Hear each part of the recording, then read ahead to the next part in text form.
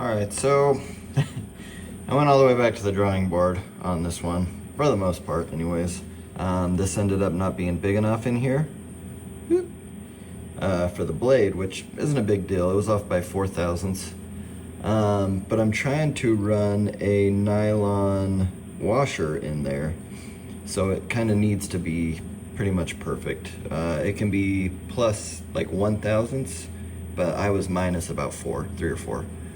And then I also, I've added a notch here, just to make it a little easier to push the button without having to have the button extrude out, because you don't want this popping open in your pocket. So that would suck. So yeah, anyways, this is the jig for this knife. I redid a couple other little minor things, so I need a new jig.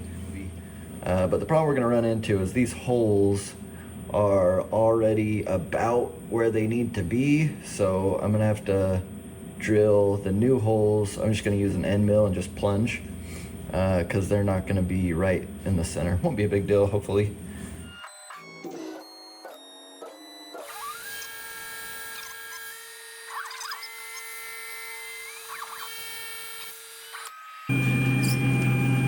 Well, the coolant didn't do a whole lot. There is a little bit of a step here. Don't really like that. It's not gonna matter.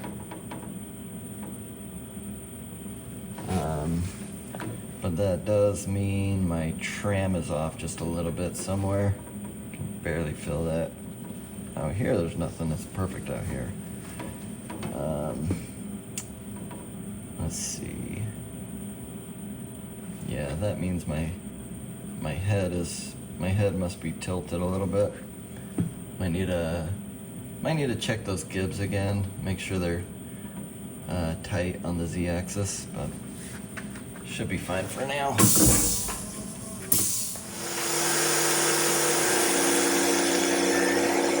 Quarter-inch end mill.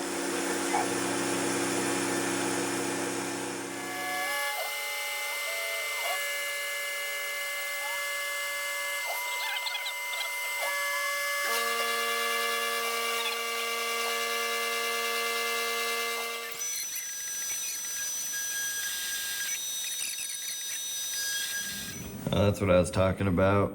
It had to jam that in just a little bit. But I mean, it shouldn't matter. This is all gonna get machined out. Most of that, I think. Not 100% sure actually. But it won't matter. The holes come up through the back and they just clamp the part down. They don't actually do any of the locating. So 5/32 end mill. Going at, I think, 25 inches per minute.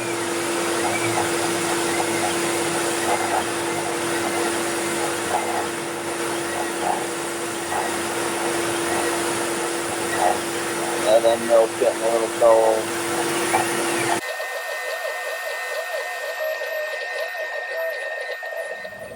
All right.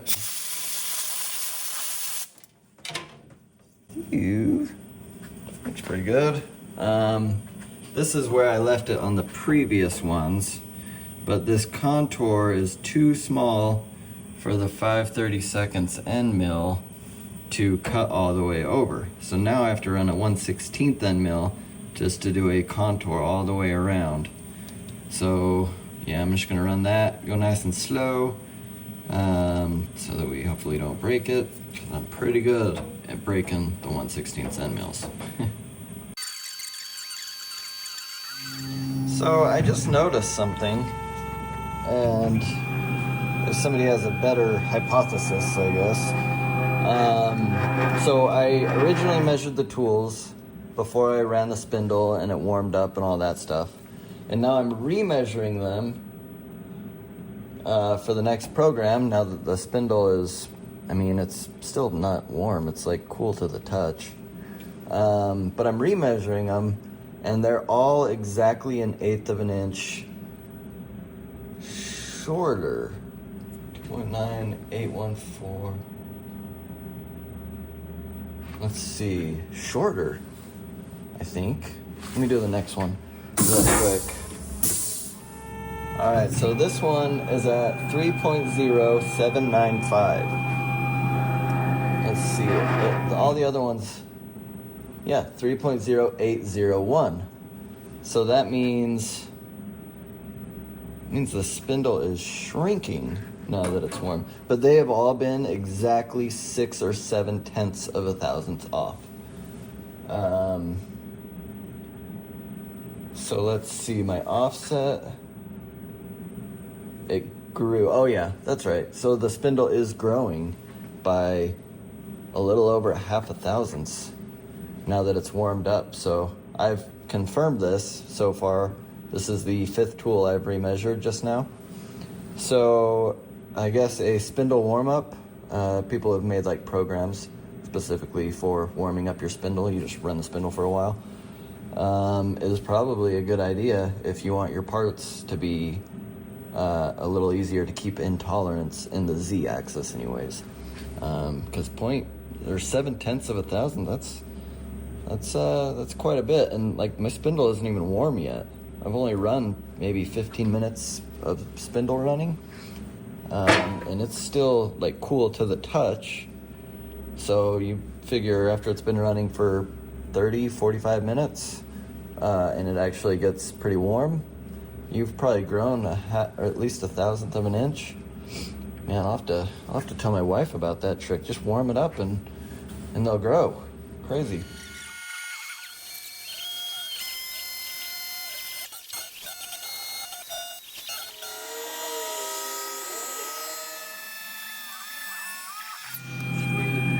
Yeah, that was a really weird tool path. I don't know.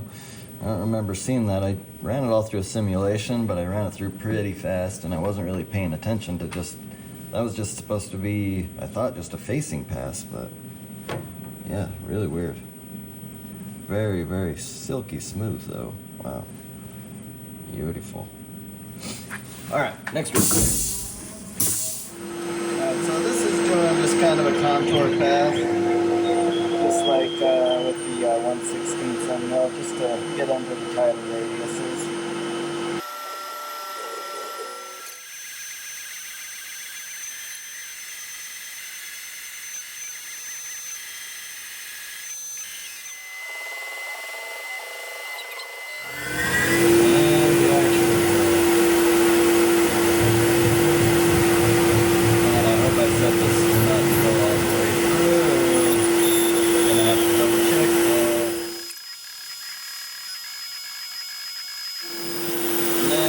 Take and bore all these little holes to slightly larger holes. And I didn't feel like switching out a drill bit with I guess there's only like 3 different sizes. I probably could have done the drill bit, but this goes back to when I was using the free version of Fusion, and each program had to be output separately and loaded separately. It was a huge pain in the butt. And also, I only have 2 drill chucks, so 3 different sizes, 3 different drills. I'd have to be swapping one out. This definitely does take longer, though. Well, this is where we'll break an end mill if we do. Gotta slot the leg for the spring. Can't really see it. Right there. It's a 1/16 of an inch end mill.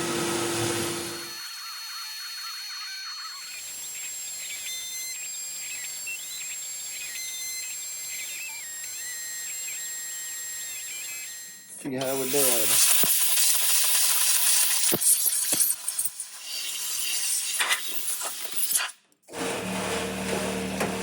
Well, now that the freaking compressor has gone off, which turned on the second I started filming, we can see how we did.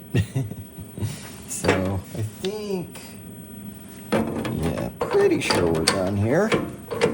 Hopefully, because there goes all of our references. Let's see how we're looking. Beauty. So, like, you can't really fill these. It's just in the tool path with that one. That was just a weird tool path. My dad actually has a tumbler. It's for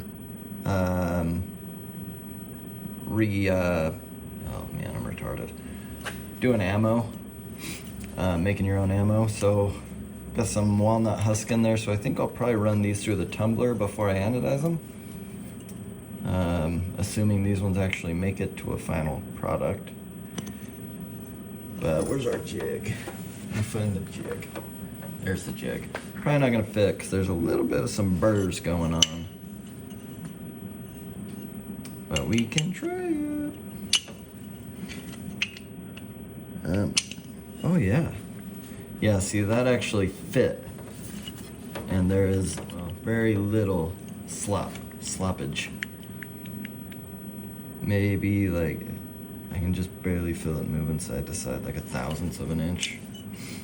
But man, glad it fits. Before I had to put them in a vise and squish it to get them to close all the way. Now it just goes right in there. Like a glove.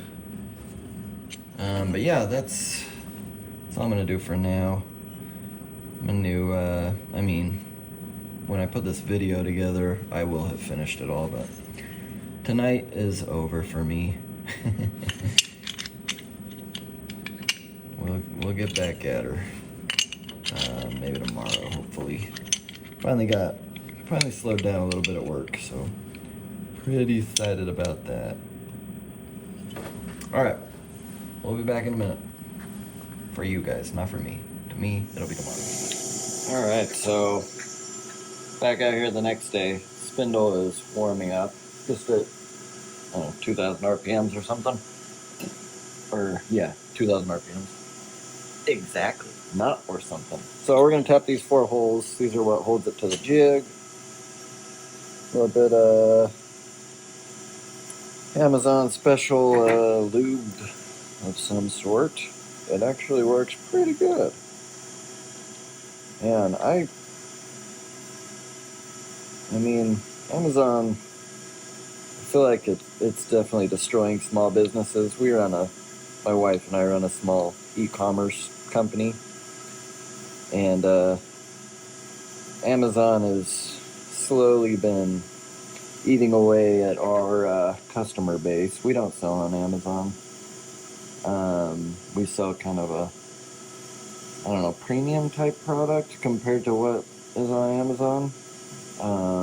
But it's still, it's hard to compete even with a better product. But without Amazon, I mean, I'm guilty of doing the same thing. But I do this as a hobby. We sell directly to businesses. So fortunately, people buying for their business. If I were doing this for business, I'd probably, well, most definitely be looking into higher quality tools like this tap and tap fluid.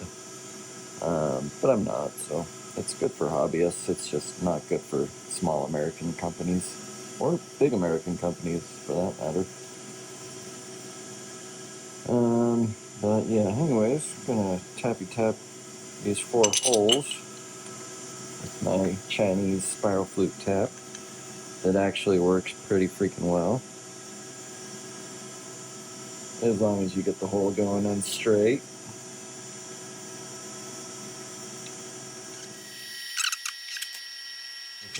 Then I got a washer and I got a nut and a bolt. So I got the bolts kind of snugged down, and now I'm just gonna go over and just snug the nuts down, just to make sure we didn't like just bottom out the bolt.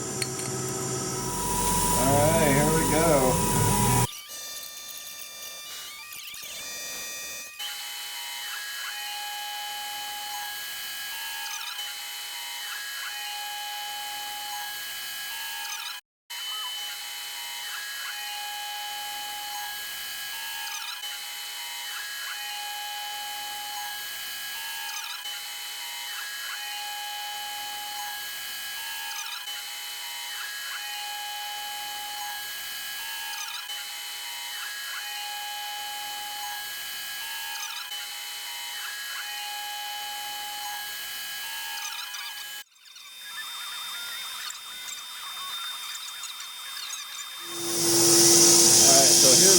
finishing contour with the 8mm ball end mill. This is just going to get the shape down to where it's close.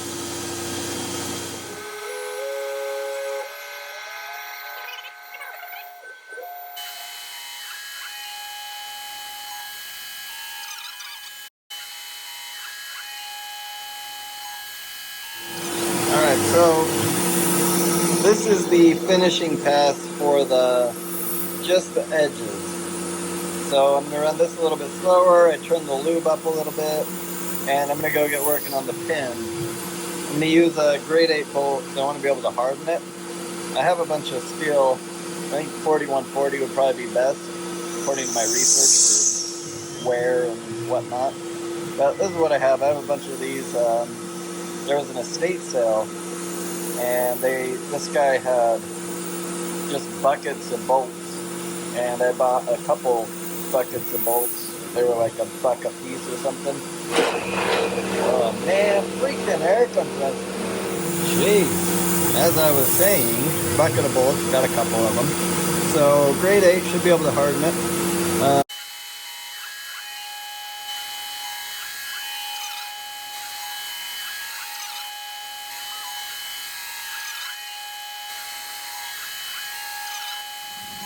Alrighty, so here we are. Ooh, that looks kind of chittery chattery. It actually feels really smooth, so hopefully that just kind of polishes out when I tumble it. But that's the contour around the edge. So next up, it's gonna do this face. So this actually isn't flat. It's actually, so it's flat right here, and then it tapers down. So the tail of the knife is a little bit not so bulky. I was trying to keep this thing as thin as possible. Anyways, I got the pin roughed out. I'm gonna wait till this is done just in case I need to make any adjustments. But yeah, next up is the 6mm ball end mill, which is just gonna do this top face.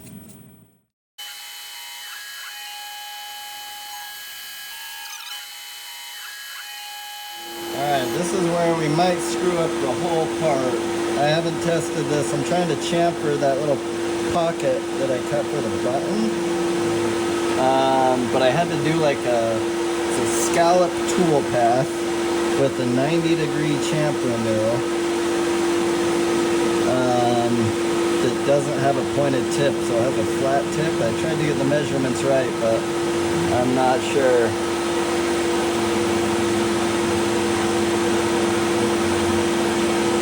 Hopefully we got them right.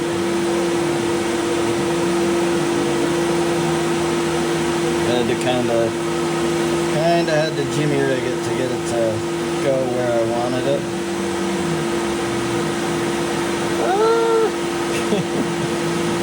It's definitely cutting a little bit.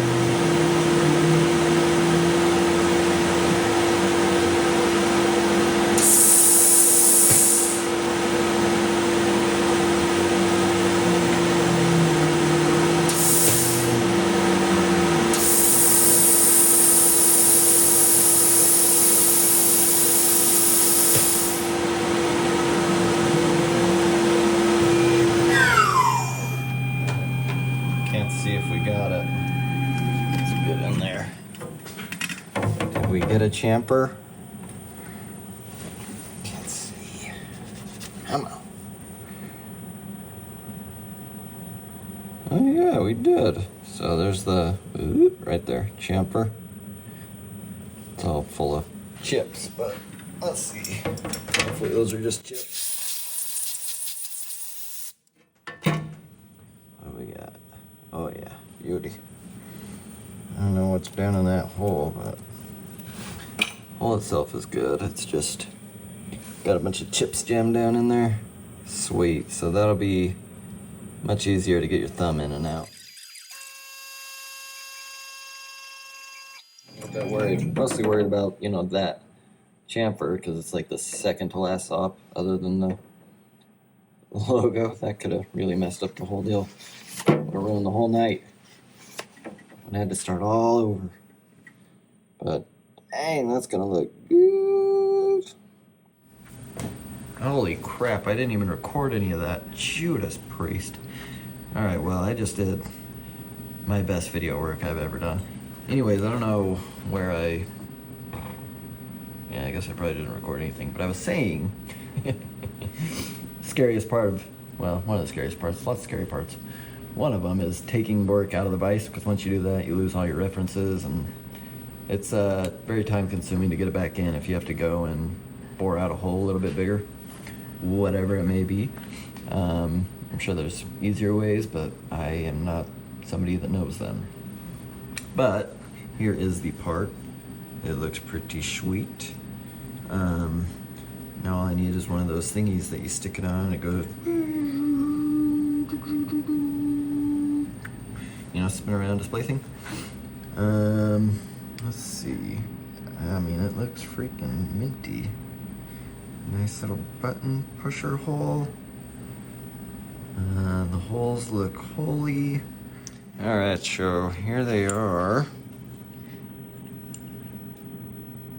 So I don't know if I showed you, but when it was still all together before we did this backside, I took and put some 1000 grit wet dry paper and just smoothed it out. That way this and this are perfectly flat.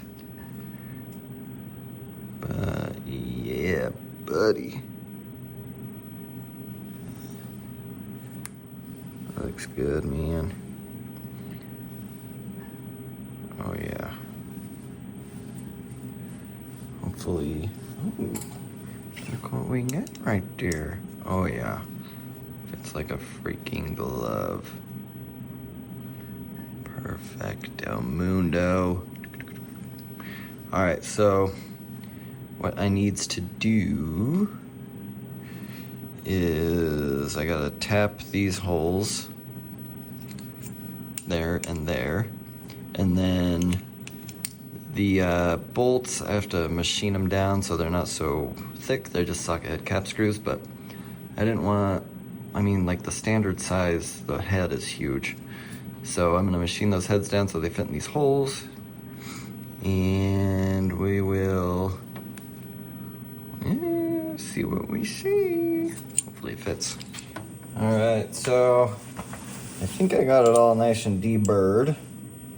Here's my screws, the little heads, what I was talking about. See, they just look nice and finished.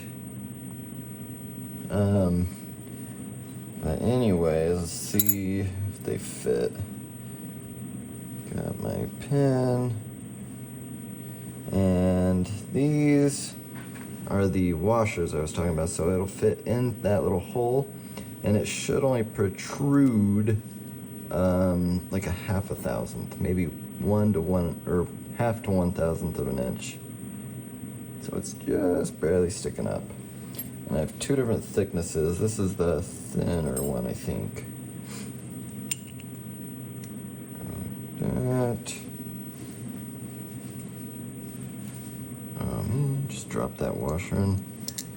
Pile of chips there. That'll be fun.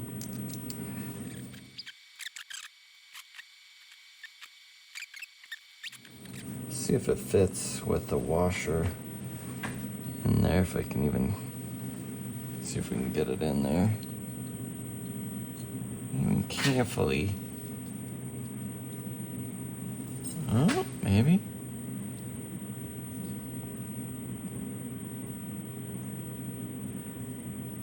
Oh yeah, perfect. See, and now it's not tight, but it's holding, but barely. And that's kind of what we want. Instead of just riding on the anodize, which is how a lot of knives do it. It's not a big deal. Anodize is super hard. Shouldn't have any problems. But I think it will be nice, because now I'll be able to kind of hand fit it to perfection by just filing the bushing washer. Shoot, I wish I had the pivoty pin, but dang, dude, you cannot tell me That does not look sweet. Let me grab, I've got some clips. I've got a titanium clip, and I've got the bolt for this, just not the pin. So let's see what it looks like with all that.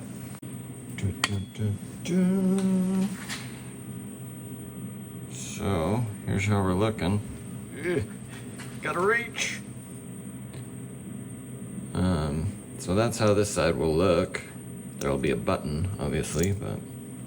And then I've got two clip options. This is the titanium clip, and the idea was that it would cover up most of that bolt, but not really very well, I guess. Shoot, I should have put that bolt further down, or I should have made it so that that bolt doubled as the clip and the blade. That would have been cool. I thought about that, but I didn't have the measurements of the clip. But yeah, I almost could. It doesn't look very good like that. I think it needs to go like that. Right around there somewhere. Or this clip.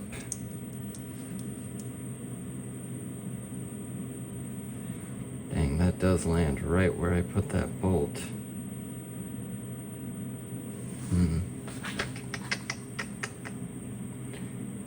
I could use that screw and just add a second one. Otherwise, it has to go up here. I thought I gave myself more room. I should have double checked that. I wonder how they machined this thing. So this thing was like 12 or 13 bucks. It's supposedly titanium. I wouldn't be too surprised if it was just aluminum. But man, I'm gonna talk about a difficult part to machine. I'm gonna see if I can knock out the pin real quick now that we got measurements. All right, so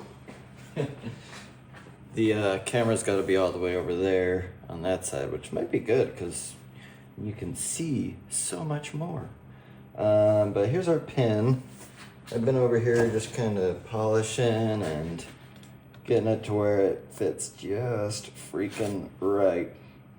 You gotta kind of wibble it on, but once she's on there, she spins nice and easy like. And then I also had this thing going. It's just some sandpaper rolled up, put in a drill, and I was just kind of with the thingamajig, with the blade and the handle also. So I'm just gonna drill and tap for this 832 Torx screw. And then we'll just part this off and polish her up a little bit, put it all together, and it should be golden. So I'll put you on time lapse. I'll let you not have to listen to me ramble.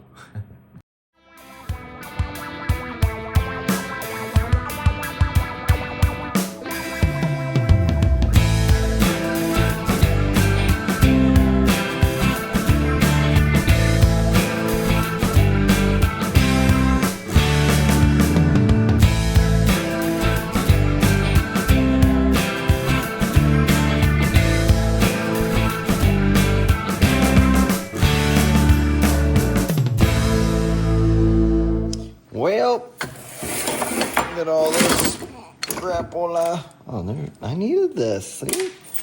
Fine stuff when you clean up like that. It's from our central vacuum thingy.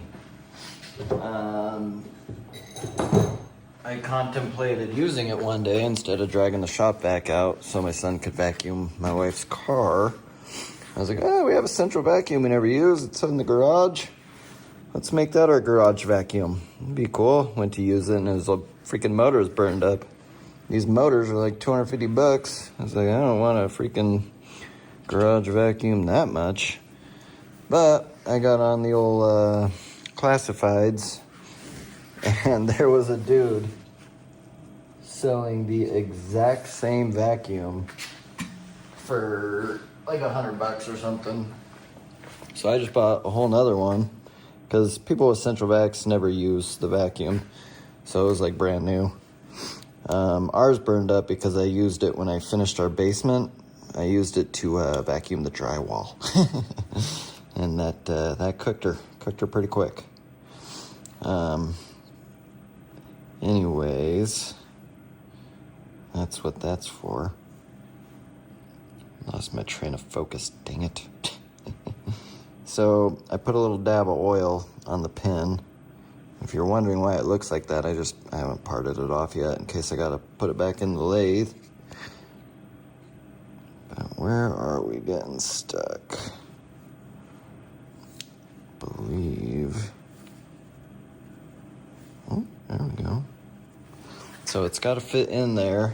I don't know if you saw, but this is actually countersunk, so kind of like a countersunk socket head cap screw, so it has to fit inside both of them.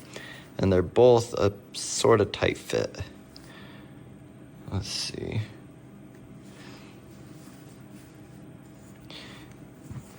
Yeah, I might need to polish out the blade hole a little bit more. I feel like that's just a little tighter than I think I want it. Yeah. All right, I'm gonna pop the pin out, polish her up a little bit more.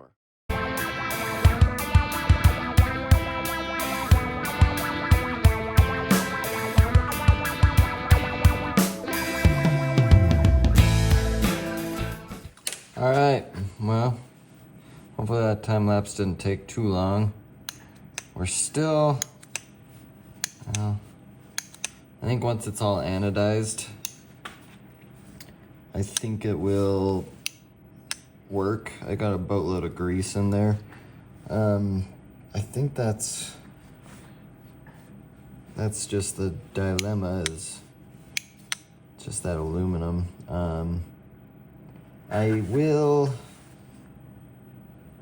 Yeah, I might need to polish up the blade a little bit thinner. I don't know, like this feels, it's not like your typical Benchmade, you push the button and it flies out of your hand, but it definitely needs to be a little bit looser. This is just a tiny bit too tight. It just wouldn't be reliable, I think. I don't know. It does feel nice and it opens all the way. It's just not, it's not got that cool switchblade, you know? Oh man, it's like 1 a.m. All right, I need to just go to bed. I do think it looks really nice though. I will say that. All right, take number 7,000 million trillion gajillion. So I made a button right here. Whoop, whoop. There we go. Just a button. Got a hole drilled, that's where the spring sits into. And I got a little tiny spring right there. And I got some grease all over everything. I think I got the button where it needs to be. Let's see, what do we do first? I have a boatload of grease on it because it's not anodized yet. Once it's anodized, it'll just need like a drop of oil. But right now the aluminum is just really soft and it needs extra lubrication. So it's got the spring, there's a little leg poking up right there that goes in the hole. Like so. And then let's see. We'll take and put the little pin in. Like that. Fits like a glove now. Let's see, this guy with the spring. Make sure it goes in right. I've already got the little stopper. Little dab of grease there, right there. And I've got my washer. It's can't remember what they call it. I got it from Knife Kits. It's like Nylatron or something like that. I don't know. It's just a hard nylon with Teflon infused or something. I don't know. So that slides down like that, and then Just do a test run, make sure our button.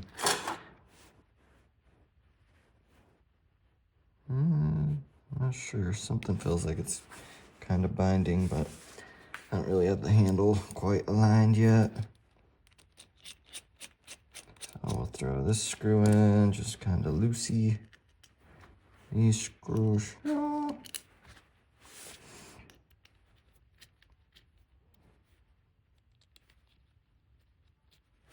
Now we're just gonna try to align, make sure. But there is still just a tiny bit of clearance.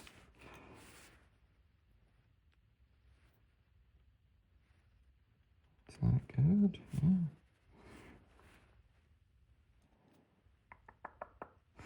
Right about there.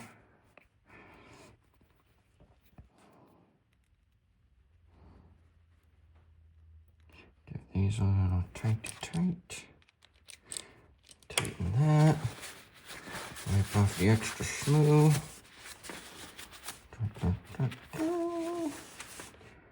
There she is. So really just a tiny bit of wobble. That's good.